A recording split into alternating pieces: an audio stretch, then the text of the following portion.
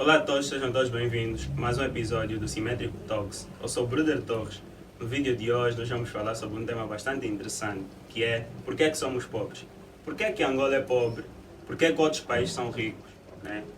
Por que é que isso acontece? Quais são os fatores? Quais são as causas? E como é que consegue superar? Como é que se consegue sair de um país pobre para... Nós saímos dessa encruzilhada. Então temos aqui o convidado, o Eculico Soma, economista. E ele vai falar um pouco, vamos trinchar um pouco esse tema. E ele agora vai se apresentar. Ok. Eculica Luiz é meu nome. Eu geralmente sou muito amante do conhecimento e grande pesquisador, principalmente na área do crescimento econômico, modelos econômicos. Esse tema é bastante pertinente, bastante complexo, mas no entanto nós vamos dar um pontapé de saída para que esse debate se estenda não a partir daqui e por aí vai, e porque isso tem que ser sempre debatido, como eu costumo sempre a dizer. Então, para abrir, eu gostaria que você falasse um pouco sobre o que é a pobreza, o que é a riqueza, para que possamos dar o pontapé de saída e dali podermos continuar a destrinchar esse tema, né? Complexo, mas vamos dar aqui o máximo que podemos para elucidar esta questão. Definir riqueza e pobreza é uma questão complexa e essa é uma coisa muito interessante, porque muitas vezes nós pensamos que o normal, o natural é riqueza. Exatamente. O fato de nós não gostarmos da pobreza, somos contra a pobreza, pelo menos a maior parte das pessoas, pensamos que o normal seria a riqueza, mas se nós notarmos, na verdade o natural é que o homem nasce pobre. Nós nascemos nu, sem nada, sem casa, sem carro. A única forma de elevar o seu padrão de vida é exatamente através do trabalho. Esse é o fundamento de qualquer riqueza. Então, olhando para a nossa, por o conceito de riqueza, porque torna-se muito mais fácil olhando para a riqueza e definimos aqui o que é a pobreza, porque ao contrário eu gosto dela. Nós sabemos que um país rico, riqueza, primeira coisa é que riqueza tem muito mais conceito humano, é na perspectiva humana, aquilo que o homem cria, aquilo que o homem produz. Então, riqueza nada mais é do que a quantidade de bens e serviços que o homem é capaz de usufruir com vista à satisfação da sua própria necessidade. Então, a pobreza, ao contrário, é a privação exatamente de um determinado, numa determinada pessoa, de uma determinada sociedade, em ter acesso a essas quantidades de bens e serviços. Porém, existe um determinado limite para que se possa considerar como pobreza. É aí onde existem os aspectos subjetivo, relativo, métodos de mensuração. Exatamente, do que é de facto a pobreza. A pobreza tem aqui um aspecto subjetivo, porque dentro das pessoas, apesar de que sofre privação material dos bens, ele se sente rico. Exatamente. Certo? Então tem algumas ideologias que ele considera rico. E outra coisa, a perspectiva relativa é que muitas vezes para se considerar pobre ou rico é necessário que você tem a ver com classe social, né? Uma determinada estrutura social. Existem pessoas um pouco mais ricas, outras pessoas menos, e nós comparamos-los, esse pessoal que está numa classe mais baixa em relação a essa classe, nós podemos dizer que é pobre. Mas se calhar essa que é a pessoa que é pobre num outro país podia ser considerado como rico. Exatamente, essa aqui é uma questão, né, que é bastante pertinente, porque a pobreza tem esse aspecto relativo. Porque, né, a pobreza para um americano é mensurada de uma forma, para um angolano é mensurada de outra, né? Então tem esse aspecto relativo. E, por exemplo, por que que nesse caso, né, um país como Angola, que muitos dizem que somos ricos, que não é verdade, como aqui já conseguimos dizer, que a capacidade de bens e serviços, coisa que nós não temos. Então podemos dizer que nós temos um potencial, nós temos recursos que nós possamos atingir a riqueza. Então por que, sendo que nós temos esse potencial, por que ele não é realizado? Por que Angola é um país pobre? Por que isso acontece? Quais são os fatores? Exato. É uma coisa que fizeste-me lembrar exatamente esse aspecto de que nós crescemos que Angola é um país rico e belo. Isso aqui é um aspecto interessante, né? Bem, sim, vamos lá. só para entender por que esse tipo de perspectiva muitas vezes é enganosa, né? Às vezes confundimos patrimônio e riqueza, é necessário que nós transformemos um determinado algo em riqueza. Vamos, por exemplo, se nós não estamos na perspectiva de riqueza natural, né?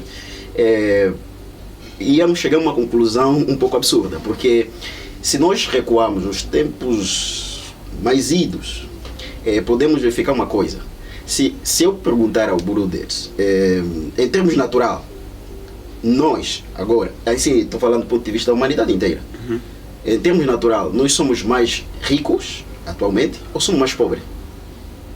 Por exemplo, porque a quantidade de petróleo que temos hoje é inferior à quantidade de petróleo que tinha. Exato. A quantidade de diamantes, a quantidade de recursos naturais que se tem hoje, porque nós já usamos muito em relação aos tempos idos. Porque eles tinham essa quantidade toda ali. E do ponto de vista, então, nessa perspectiva, nós poderíamos dizer que eles são muito mais ricos do que nós, mas eles não usufruem do mesmo padrão de vida que hoje nós temos. Somos anos-luz, temos um padrão de vida em termos da humanidade inteira, um padrão de vida a anos-luz mais do que... Muito superior ao que se Exatamente. Então, isso quer dizer uma coisa, que...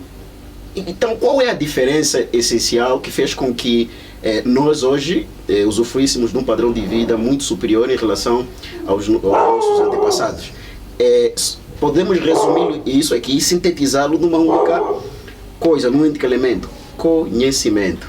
Ou seja, o conhecimento que hoje nós temos de transformar esses recursos naturais em algo útil, é algo que satisfaz a nossa própria necessidade, e que nossos antepassados não tinham. Então nós temos muito mais conhecimento em relação a ele. É devido a esse fato, aqui já podemos ver qual é e porquê que, mesmo nós, não obstante de termos grandes quantidades de recursos naturais, água, diamantes, petróleo, entretanto, temos, infelizmente, ainda temos o conhecimento, mas do ponto de vista muito amplo, aqui estou a falar conhecimento do ponto de vista muito amplo, não só científico, mas como cultural, social, muito mais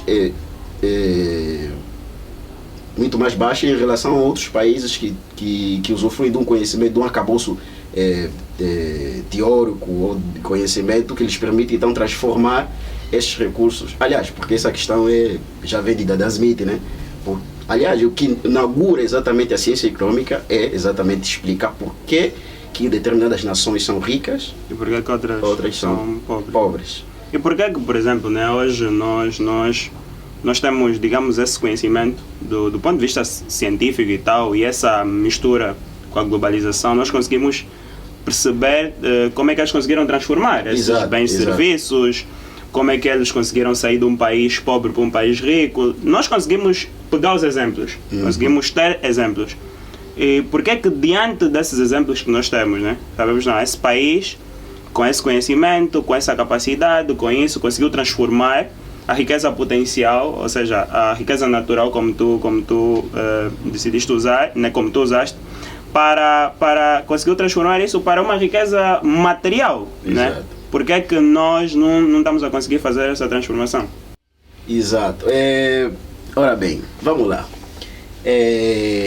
Angola é uma nação recente, saímos no período da guerra, e isso é por pura sorte, porque muitas vezes o que acontece é que a conjuntura em que um determinado país às vezes se encontra, tanto negativa, quando é positiva, o governo diz que graças às políticas que foi adotada é que hoje nós enriquecemos, e quando é negativa a culpa é da conjuntura, né?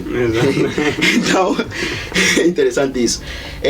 Bem, depois da paz, vou começar já a ler, porque muitas vezes se você começa a fazer a abordagem da dinâmica da nossa economia a partir lá da guerra, as pessoas vão sempre utilizar a guerra como um fator. Então vamos começar mesmo depois da guerra. Depois da guerra, né? A paz ter se instaurado, estabilidade política, que é um dos elementos fundamentais para o processo de desenvolvimento de qualquer economia.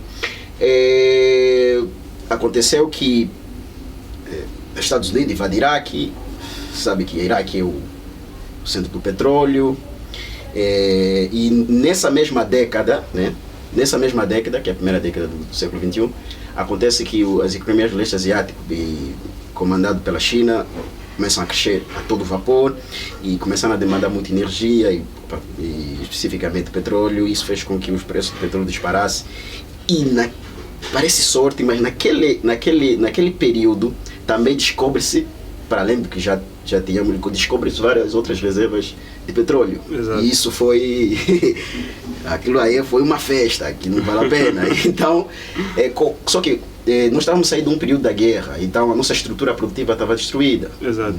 Nosso parque produtivo, as empresas e a maior parte da população analfabeta, então estava completamente destruída. Só que acontece que com o petróleo nós começamos a ter muito dinheiro e o Estado aumentou a sua dimensão, muita gente tinha dinheiro e agora para comprar. Certo? Porque nós tínhamos tínhamos uma rigidez da oferta por parte dessa destruição da estrutura produtiva e que não conseguiu responder exatamente à demanda. Isso fez com que a gente começasse a importar. É por isso que atualmente 70% do que nós consumimos é importado. Praticamente nós dependemos totalmente da importação para conseguirmos subsistir. Exatamente. Então, esse tipo de crescimento que se deveu a essa conjectura, e as pessoas, muitas vezes pensamos que isso é uma política que foi adotada. E outra coisa que é muito interessante aqui é que é aí onde as pessoas dizem que a economia angolana, um dos grandes problemas foi exatamente a dependência do petróleo, coisa que eu nunca concordei, quer dizer, não concordo. Na verdade, nós estamos nesse cenário, nessa situação, não é por causa do fato de a nossa economia depender do petróleo, mas é por causa da nossa economia depender do Estado. Porque na verdade é o seguinte, o setor petrolífero entrava na nossa economia por duas vias: despesas públicas. Exato. E mercado cambial. Exatamente. E exatamente nesses dois quem controlava? O Estado. O mercado cambial era mesmo... Exatamente. Foi uma festa. Exatamente.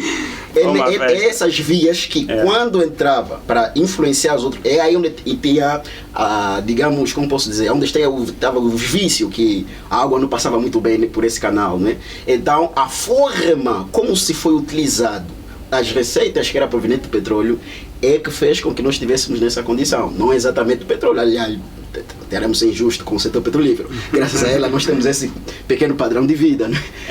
Então, dada isso, né, assim, o copo de assim, né, perceber é que nós saímos de um período de guerra, né? Tivemos aí um boom econômico, digamos um boom das commodities. Exato. Tivemos essa onda e nós, como não tínhamos o conhecimento, fruto da conjuntura, uma população analfabeta, jovem, uma capacidade produtiva, homens têm, mão de obra tem, mas mão de obra não qualificada, os empregos são baixos, os empregos baixos são de pouca produtividade, baixos salários, quer dizer, não gera crescimento econômico. Então, basicamente, nós não conseguimos transitar não conseguimos fazer com que o dinheiro que nós tínhamos se transformasse em conhecimento para gerar riqueza. Exatamente, por daí que temos mais endinheirado do que rico. Isso aí. Porque esses endinheirados pegam esse dinheiro e, na verdade, usufruem da riqueza dos outros países. Então temos muito dinheiro, porém pouca riqueza. Então não podemos confundir dinheiro com riqueza, né? Então, é isso que de fato aconteceu. Então, nós, tal igual, porque se falamos de independência, poderíamos também citar outros países como Noruega, que também depende de petróleo, e como Emirados Árabes Unidos. Exatamente. Então, por que eles são ricos se também têm como muito, 80% do que das receitas provenientes de fora dos Emirados Árabes Unidos vem exatamente do petróleo. Então, Catar, por exemplo, é o país mais rico do mundo. Ou seja, o país mais desenvolvido do mundo ultrapassou a Noruega o ano passado. Tem um PIB per capita enorme. Exato. Então, eu estive a ver até uma estatística assim, né, que o Catar tem o maior número de bilionários por metros quadrados. São 2.000 e tal bilionários para um país de 2 milhões de habitantes. Imagina. Uma das grandes objeções que eu já ouvi muito, eu também já me questionei isso, né, dado que também sou estudante de economia, que creio que um dos grandes problemas foi nós, né, sairmos de uma economia, que era uma economia de guerra e tal, para sairmos uma economia de consumo. Né? Então, por que sabendo que os outros países, por exemplo, já estava até exemplo da China a crescer, dos países asiáticos é que é Coreia do Sul, o Japão, etc. Por que é que nós decidimos transitar para o consumo em vez da produção? Na verdade, existem duas grandes abordagens do ponto de vista de modelo ou de estratégia de desenvolvimento econômico, principalmente naquela altura, né? E por isso é que existem duas correntes de pensamento econômico, né? Enquanto uns são mais da oferta, o lado da oferta, e eles dizem que o que faz com que o país seja rico ou pobre é exatamente suas condições da oferta, e o elemento fundamental para o crescimento econômico é a oferta. Criamos as condições para a oferta, infraestrutura, capital humano, inovação tecnológica, todas essas condições da oferta. E os outros dizem que não, o principal elemento que vai fazer com que de facto uma economia cresça é exatamente a demanda. É exatamente a demanda. Então, olhamos na demanda e depois pensaram que refutou-se exatamente o SEI, né, que é a oferta, que era só para a demanda, mas até hoje não consigo compreender como é que isso foi refutado, porque qualquer economista concorda que não existe consumo, nunca vai existir demanda se por acaso não existir oferta. Ou seja, a produção é exatamente o primeiro fenômeno econômico que dá origem aos demais fenômenos: distribuição, repartição, consumo. Se fôssemos pela filosofia, seria a causa primeira. Exatamente. É a causa primeira, todas são consequências. Exatamente. Né? É exatamente ali, é na produção. E exatamente foi esse o nosso erro, por não criarmos as condições para que possamos de facto aumentar a oferta, e todo qualquer modelo econômico que se baseia na demanda é insustentável. Chegará um ponto em que nós vamos ultrapassar aquilo que é a nossa capacidade produtiva, tornando-nos extremamente vulneráveis a qualquer fator externo, até o tossir de um presidente dos Estados Unidos, nossa economia já podia mexer. Dado que, né, dizeste que países que, né, têm essa vertente da demanda acabam por chegar a um período em que aquilo começa a descarrilhar, né? Uma outra questão que é muito, que assim surge muito, que também tirei um pouco do livro do Porque as Nações Fracassam. Exato. Que é a questão das instituições. Se determinadas concepções de instituições, né, digamos, como nós conhecemos, instituições liberais, instituições, digamos, enxutas, mais diretas entre indivíduos, não tanta burocracia, tanto peso. Se essas instituições elas criam, né, vão acabar por criar esse desenvolvimento, ou podem fazer com que a produção aumente, questões de crescimento econômico possam ser refletidas. Como é que observas essa questão? Uma coisa que nós devemos entender é o seguinte: qualquer que seja, qualquer economista angolano, que seja a sua linha de pensamento, todo mundo concorda que o principal fator do gargalho ou restrição que está impedindo o desenvolvimento econômico é exatamente a disfuncionalidade do governo, do nosso Estado. Ele gasta muito, ele é extremamente burocrático, ele gasta muito e mal, né? Olha, aliás, o fato, primeiro, ele é muito pesado, muito omnipresente no Estado, e isso criou, de facto, um pensamento de dependência do cidadão por parte do Estado. Ele é que resolve todos os problemas, até lixo que fica do lado da nossa porta. É muito interessante. Água que entra na tua casa. Exatamente, a culpa é do Estado. E como você aqui mencionou sobre as instituições, por que as instituições são fundamentais? Isso é a mesma pergunta que você pode fazer: por que a União Soviética eclodiu?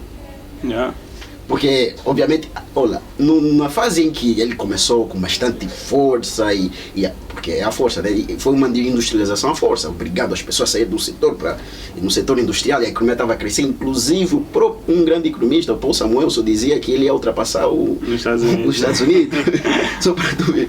E quando ela implodiu, caiu, os economistas ficaram Porque não existia um arcabouço teórico que explicasse. Claro, existia, mas era ignorado, marginalizado, porque os economistas austríacos já puderam de facto dar um arcabouço teórico que podia prever exatamente esse tipo de comportamento.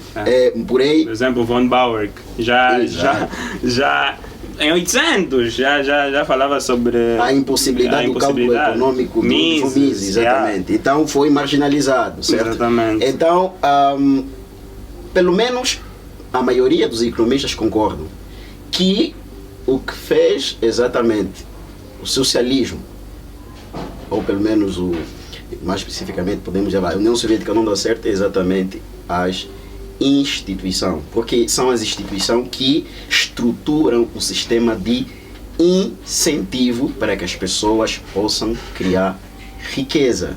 Exatamente. Então não tinha incentivo, as pessoas não tinham incentivo de criar. Por que eu vou criar riqueza se essa riqueza será distribuída para todos, independentemente do não se respeitava a propriedade privada, certo?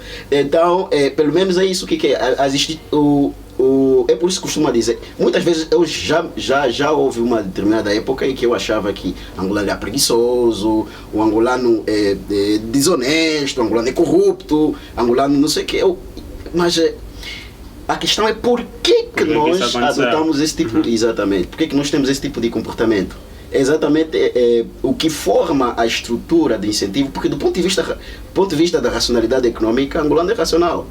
É porque ele só está respondendo ao incentivo que lhe é posto, né? Dentro daquelas condições. Exatamente, tendo uma estrutura de incentivo, de uma estrutura do ponto de vista, para dizer, burocrática, extremamente difícil, muito opulenta, que não liberta o empreendedor, o espírito empreendedor do angolano.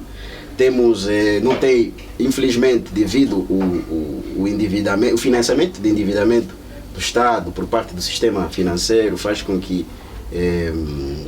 as empresas, principalmente pequenas e médias empresas, não tenham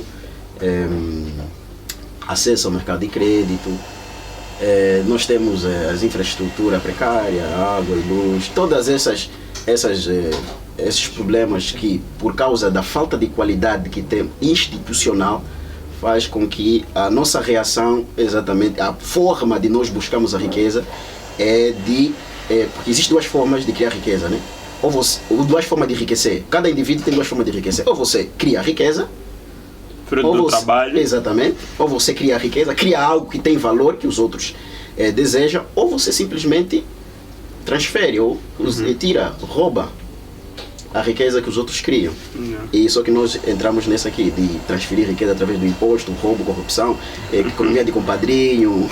Então isso é uma forma de transferir riqueza, não de criar riqueza, porque essa é uma transferência, né? Exato. Uma riqueza saiu de um para o outro, isso não significa que toda a economia, toda a sociedade vai enriquecer. Ao contrário, ela empobrece. Dado que, né, temos essa situação, como é que eu, por exemplo, me vejo como um liberal? Eu vejo que os indivíduos, né, têm a capacidade de transformar as suas vidas, né, fruto do seu trabalho, fruto da terra que têm, da propriedade que elas têm, transformar isso e né, isso vai crescendo. Então você começa de pequeno e vais crescendo até chegar às grandes corporações que os comunistas dizem sempre que é fruto de apropriação, né?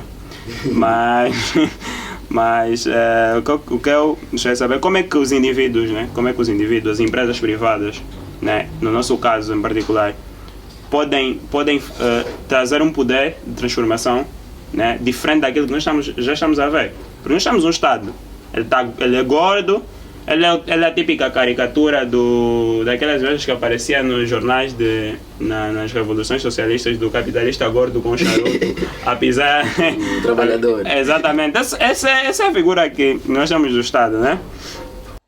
Então, Chooser, tu tens uma pergunta, manda ver. Nós aqui temos um grande tema que está sempre na boca das pessoas. Eu gostaria de saber qual é a diferença entre guardar dinheiro e poupar, e qual é a influência que a poupança tem no desenvolvimento e na riqueza de um país. Essa pergunta é interessante. Poupança. Isso aqui até essa pergunta do José que vai fazer com que a linha de pensamento do Keynes seja um pouco diferente dos clássicos. Mas é só que nós estamos a discutir aqui o embate entre essas duas escolas. Mas a questão é o seguinte: se nós formos do ponto de vista restrito, do conceito restrito da poupança, guardar dinheiro de facto não seria poupar, seria entesourar a liquidez, né?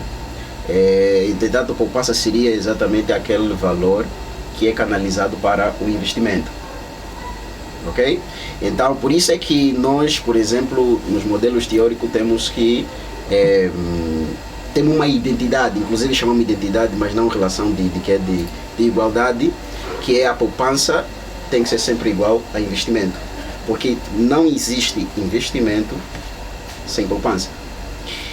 Isso aqui é muito interessante. Agora, falaste aqui qual é a importância. Guardar dinheiro sem fazê-lo capitalizar não cria riqueza dentro de um determinado país, nem para do ponto de vista individual, mas tem determinada importância, tem determinado valor, que é ter liquidez, né? Que a qualquer momento você pode comprar, mas quando você empresta para receber uma determinada taxa de juros, até um período de tempo, nesse período de tempo você não tem como usá-lo, certo? Então apenas estamos a entesourar, mas o ato de você receber a renda e a parte da renda que você não consome, podemos chamá-lo de poupança. Só que nessa poupança, uma parte muitas vezes é entesourada, outra parte que é investido, certo? É por isso que é ali onde vai surgir a ideia do que essa controvérsia entre Keynes porque do ponto de vista clássico, a maior parte da poupança, ou seja, a renda não consumida no presente, a maior parte dela vai para o investimento. Só que Keynes vai dizer que não é necessariamente assim. Primeiro as pessoas poupam, ou seja, a parte da poupança, a parte da renda que não é consumida, e só depois é que as pessoas vão pensar se poupam ou não, certo? Então, ou investem ou não, né? Então, é essa linha de pensamento que vai, então, trazer outras consequências e essas diferenças que nós hoje temos estado a ouvir. Então, é basicamente isso. Tesourar dinheiro nunca é eficiente, ou não é produtivo, não é eficiente na medida em que não capitaliza. Aliás, nós temos a questão da inflação que exatamente faz com que o dinheiro perca o seu poder. Quando falamos poder de compra, exatamente porque uma determinada mesma quantidade de dinheiro compra uma quantidade inferior num período seguinte em relação ao período anterior, certo? À medida que você guarda dinheiro, o tempo vai passando, a inflação vai subindo, isso vai fazer com que você compre menos em relação ao período em que você recebeu o dinheiro. Agora, a sua importância no crescimento econômico, esta também é outra questão controversa. Devido a essas diferenças entre essa abordagem, essa forma de nós explicarmos o investimento e a poupança, é que também vai existir diferentes abordagens. Não, uma coisa é que todo mundo concorda, independentemente de ser keynesiano ou qualquer outro economista que tenha outro tipo de pensamento econômico, que a poupança é fundamental, é um dos principais fatores para o crescimento econômico. Ponto. Mas a forma como a poupança influencia esse crescimento econômico é aí que vai ver a diferença, certo? Mas por que ele é importante? Por que a poupança é importante? Vamos lá ver. Se nós imaginarmos uma determinada comunidade que consome sempre tudo que ela produz, sempre consome tudo, uma sociedade consumista, tudo que nós produzimos, nós consumimos. Ok. Se nós tivermos esse tipo de sociedade, com certeza nós vamos confundi-lo como qualquer sociedade de um animal, né? Porque, por exemplo, a comunidade de uma abelha é a mesma, de tempos imemoriais até hoje. Significa que essa sociedade não tem como crescer. Não tem como crescer porque ele não tem como produzir aquilo que nós chamamos de bens de capital, as máquinas. Porque para nós conseguirmos produzir uma máquina que vai, obviamente, produzir muito mais no futuro, gostaria de dar um exemplo, só que nós vamos nos estender muito. Só existe uma forma de nós fazermos isso: sacrificamos o consumo hoje. Ou seja, determinadas pessoas da comunidade vão ter que se dedicar um determinado período de tempo para produzir máquinas em vez de produzir bens de consumo. Só que essas pessoas que vão produzir essa máquina, nesse período eles vão precisar de consumir.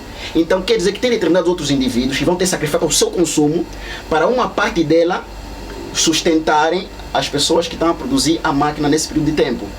Então, enquanto eles estiverem a produzir essa máquina, em termos de comunidade como um todo, eles terão que sacrificar o consumo para efetivamente sustentar as pessoas que vão produzir essa máquina. E depois dessa máquina ser produzida, obviamente a produtividade dessa sociedade vai aumentar, ou seja, vamos produzir muito mais em menos tempo. Ou podemos mesmo período de tempo e produzimos mais. O dano mesmo, certo? Então, isso significa uma coisa. Primeiro, sem poupança não é investimento. Sem investimento não há acumulação de capital. Sem acumulação de capital não há produtividade. E sem a produtividade não há riqueza. Sem riqueza não há crescimento. Sem riqueza não há aumento de bem-estar, né? Então, só que tem uma coisa. Só que eu comecei com a poupança. Só quem determina a poupança? É a propensão de consumir de uma sociedade. Como uma sociedade consome muito, poupa pouco. Quando uma sociedade tem essa propensão de consumir muito baixa, ela poupa muito mais, como o leste asiático. A China poupa praticamente 50% do seu PIB, porque ele tem uma propensão a poupar muito grande. Isso faz com que eles acumulam mais capital, mais poupança e mais investem, mais acumulam capital. Dado que já abordamos um pouco sobre o que é a pobreza, o que é a riqueza, algumas das causas de porquê que estamos nessa situação, como uma economia em que o Estado tem muito poder, não deixa os indivíduos, em que temos uma baixa produtividade, não conseguimos produzir, ficamos uma economia muito do consumo, não da produção. Então, o que é que nós podemos fazer daqui para frente, já deixando o passado, quais são as coisas que nós conseguimos fazer para melhorar esse quadro, para conseguir sair essa situação caótica que nos encontramos? Exato. De facto, é uma coisa que nós devemos reter, é que o processo de crescimento e desenvolvimento econômico e social não se faz de um dia para a noite. É um processo demorado e devemos estar disposto a pagar o preço. Exatamente. Não apenas querer usufruir dos benefícios, mas estar disposto a pagar o preço, porque senão nós nunca vamos poder chegar lá. Uma das coisas aqui que até estávamos aqui aí nos bastidores a conversar, e disseste uma coisa muito importante, que é o fato de que talvez a adoção de uma determinada política a curto prazo pode ser impopular, as pessoas podem as famosas convulsões sociais. Exatamente, porque eles não conseguem enxergar os frutos dessa política no longo prazo. Exatamente. É por isso que aí é que nós vamos entrar já nas estratégias de desenvolvimento e crescimento econômico, embora estou aqui a utilizá-lo como sinônimo, porque só existe desenvolvimento se existe crescimento econômico. Primeiro, a estratégia de crescimento econômico. O que é uma estratégia de crescimento econômico? É uma visão de onde é que nós queremos levar a economia, de onde nós queremos levar a sociedade, nosso padrão de vida. E essa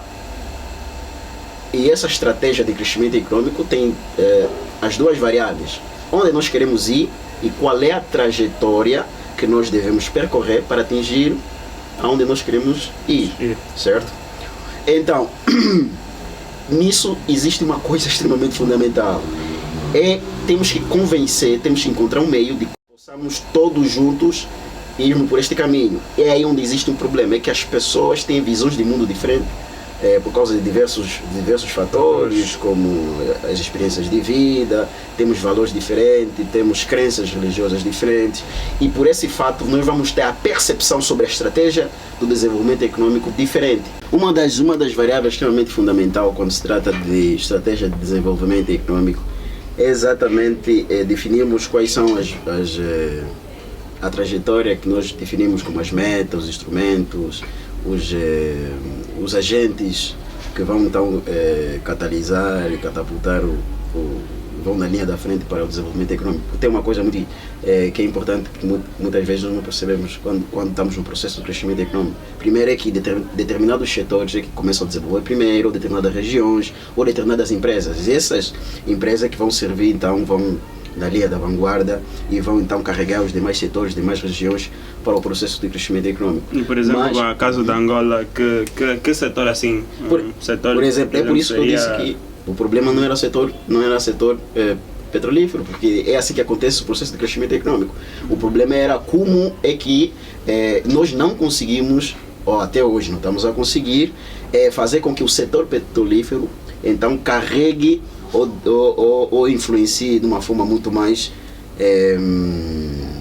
produtiva, eficiente ou célere os demais setores ou por outras palavras, as demais regiões, porque também temos essa questão do que, né, que em Luanda, que mais vemos algum crescimento relativo, né, relativo estou a dizer em relação às demais províncias. Então o fato não é que só tem um setor que está a desenvolver, mas é preciso que esse setor que está a desenvolver possa ter capacidade, e isso vai já depender da nossa engenhosidade, da nossa capacidade de fazer com que esse setor que está na linha da frente consiga então puxar os demais setores.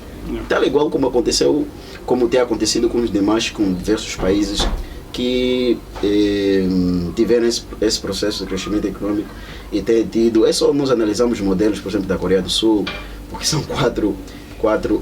Se pessoas que geralmente gostam dos Estados Unidos e veem como é que cresceu os Estados Unidos, você sabe que existiu seis grandes empresas. Uma delas daquele petrolífero. John D. Rockefeller. Exatamente. O outro estava no setor de mineração, de metal. Teve o Carnegie nos metais. E depois tem outro na linha férrea.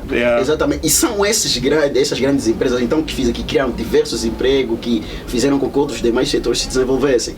Então é isso. E podemos aí no Samsung é Coreia do Sul, né? Coreia do Sul. Isso aí. Coreia do Sul? Exatamente. Então foi uma das empresas que um dos setores que fez com que carregasse os demais setores. É isso que a diferença entre eles e nós é exatamente essa aqui, o fato deles conseguirem fazer com que essas demais empresas desenvolvessem as demais que ficaram para trás. E é assim que se faz o processo de crescimento econômico. Mas uma outra coisa que é fundamental para conseguirmos meter uma determinada estratégia de desenvolvimento econômico na prática, primeiro é necessário que se convença o povo de que isso será execuível e que o governo esteja de fato comprometido, porque aquilo que nós falamos sobre a instituição que estrutura exatamente o sistema de incentivo para que as pessoas possam criar riqueza ou distribuir riqueza. Um dos fatores que faça com que a gente não tenha esse incentivo é exatamente porque não temos confiança nas instituições. Certo? Confiança nas instituições é fundamental. É exatamente fundamental. A primeira coisa que, por exemplo, se eu estivesse lá mesmo, a primeira coisa é recuperar a credibilidade que o povo deve ter nas instituições. Então, por isso é que o governo deve transmitir confiança, de modo que as pessoas se apercebam que esse compromisso que o governo está a fazer não é eleitorista. Não tem nada a ver com um ciclo eleitoral, que é só mais uma propaganda. O povo tem que crer que de facto é isso. Aquilo como estávamos a dizer, a heterogeneidade de ideias que faz com que a gente tenha percepções do mundo diferente. E nós queremos juntar essas diferentes pessoas num objetivo comum. E isso se faz através de símbolo, que os símbolos são um grande sintetizador das ideias, emoções e responsável por um grande aglomerado de pessoas. Se você encontrar determinados grupos sociais, é porque eles têm ideologia, têm sentimentos, e tem que ser essa estratégia de desenvolvimento, tem que ser motivo de orgulho. E esse slogan tem que ser algo que não se cria no laboratório, tem que ser algo que qualquer angolano se identifique. E só assim é que todos nós estaremos dispostos, pelo menos a maioria, temos que converter essa estratégia de crescimento econômico num sonho de todos nós. Só assim é que nós estaremos dispostos a pagar o preço. Certo? Então, são quatro coisas que é necessário fazer para que possamos conseguir ou pelo menos obedecer para que dentro de uma determinada estratégia econômica. Primeiro é as instituições. Respeitar a propriedade privada, reconhecer a propriedade privada, essa é a primeira coisa. Reconhecer a propriedade privada, essa parte da propriedade intelectual é extremamente fundamental, mas existe aí umas controvérsias, mas eu ainda estou do lado de que deve haver uma proteção da propriedade intelectual. E outra coisa é temos que existir, é por isso que eu disse que uma das coisas que também é fundamental, tem que haver uma garantia jurídica para o cumprimento de contratos. Isso é extremamente fundamental. Essa é uma das principais razões que nós temos mais armazéns do que indústria, para além exatamente do que, né, da importação. Porque quando nós temos um determinado sistema jurídico ineficiente, as pessoas se dedicam mais a determinada atividade que tem pouca cadeia produtiva, só que são menos produtivas, tipo o comércio. Por isso é que existe mais a parte comercial do que industrial, porque na indústria você tem uma cadeia produtiva que, se uma das cadeias não quer não cumprir, isso vai, aquilo que nós chamamos de efeito dominó, para os demais. Só que então, para que haja um grande investimento no setor industrial, é necessário que tenhamos um sistema jurídico que faça com bastante celeridade, com bastante eficiência, o cumprimento de contratos. Então esse é um dos aspectos fundamentais que falamos das instituições, e temos aí a qualidade e a quantidade das infraestruturas. Estamos a falar de luz, das estradas, extremamente fundamental. Estamos a falar da relação que pode existir entre o Estado e o privado. Estimular a produtividade, o espírito empreendedor das pessoas, acesso ao sistema financeiro por parte das empresas, principalmente pequenas e médias empresas, e essa parte também, a facilidade ou a velocidade de nós absorvermos inovações e o progresso tecnológico. Para isso temos que investir onde? Saúde e educação, porque o principal, uma das coisas, um dos elementos extremamente fundamental nisso, para nós conseguirmos absorver muito rapidamente as novas tecnologias, a educação. Temos que ter um povo educado. Só assim que nós podemos pegar a tecnologia dos países mais ricos e conseguimos copiar e adaptar a nós. Mas para isso precisamos ter uma estrutura que faça com que consigamos para deixar para todos os angolanos, uma das coisas que nós devemos reter e trazer aqui dentro dos nossos corações é que o fundamento da riqueza é o trabalho, e não esperar o preço do petróleo subir. Assim, de forma sintética, aquilo que abordamos aqui, partimos, né, partimos do princípio de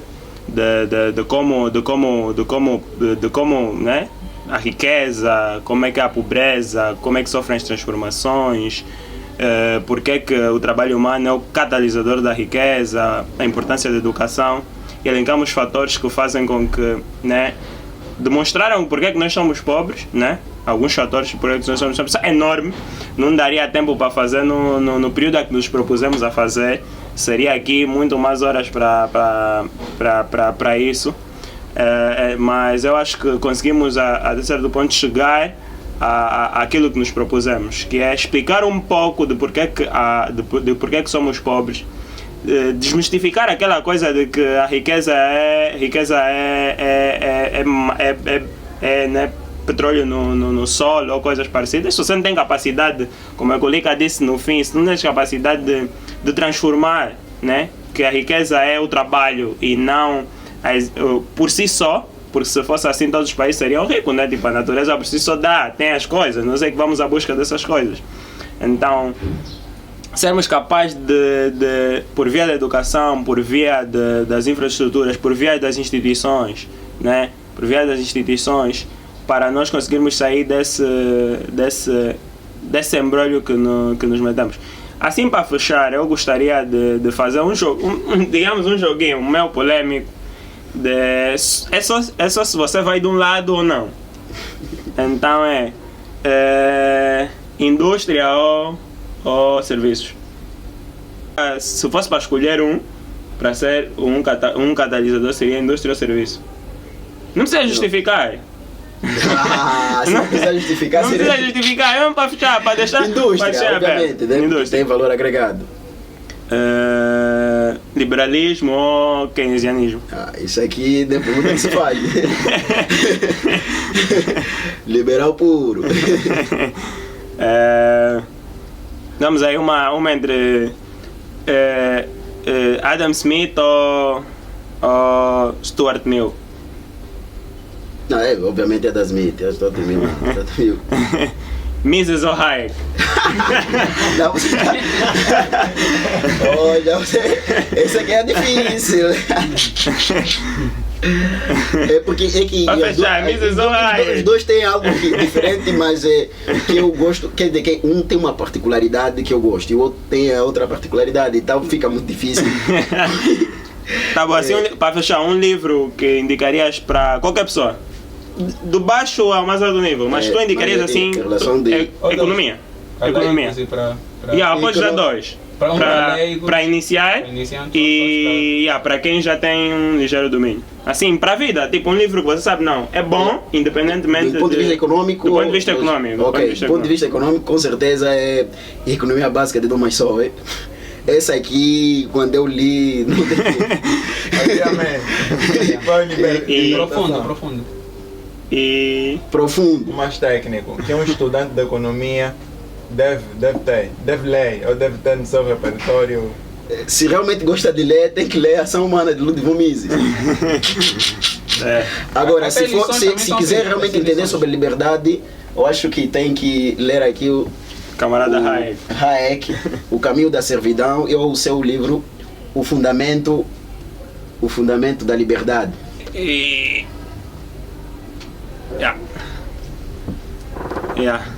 Então temos os livros. Sugeri as 6 lições para todo mundo. Todo mundo que quer uma primeira libertação das amarras do coletivismo, digamos. 6 lições. E para terminar, subscrevam o canal. Não, antes disso, temos os nossos patrocinadores, ou melhor, os nossos apoiadores. Temos uma parceria com a Fanáticos. A Fanáticos está localizada no Cacenda. Então quem quiser saber mais sobre a Fanáticos, tem um link na descrição, tem as suas redes sociais na descrição.